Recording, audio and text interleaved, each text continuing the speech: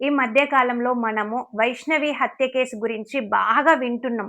వాడు ఆ అమ్మాయిని ట్రాప్ చేయడానికి ఎంత ఇష్టపడ్డట్టు సూసైడ్ గూడా చేసుకోవడానికి ట్రై చేసి సూసైడ్ చేసుకొని, వాళ్ళ అమ్మ వాళ్ళని ఒప్పించుకొని, మరీ పెళ్లి చేసుకొని 4 నెలల గర్భంతో ఉన్న అమ్మాయిని అదనపు కట్నం కోసం ఆ అమ్మాయిని వాళ్ళ అమ్మ వాళ్ళ ఇంట్లోనే ఎంత ఈజీగా చంపేసిండు. అసలు నిజమైన ప్రేమంటే ఏంటి అనేది ఇప్పుడు అర్థం కాని పరిస్థితిలో ఉన్నాం.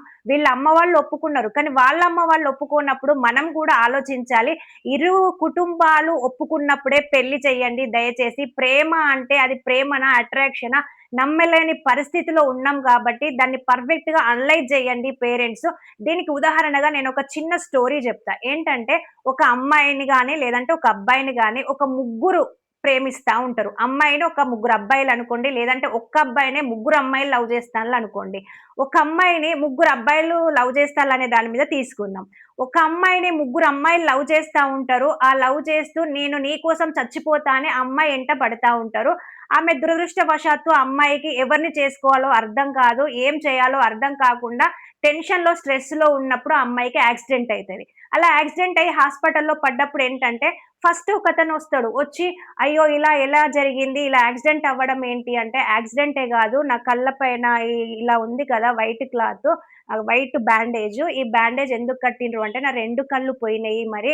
నువ్వు ప్రేమిస్తానా? నేను చచ్చిపోతా అని ఎంటబడ్డావు గదా! మరి నన్ను పెళ్లి చేసుకుంటావా? అంటే, నేను నీ కళ్ళను చూసే ప్రేమించిన. ఆ కళ్ళే లేనప్పుడు నిన్ను నేనెలా పెళ్లి చేసుకుంటా అని ఆ అబ్బాయి ఎళ్ళిపోతాడు.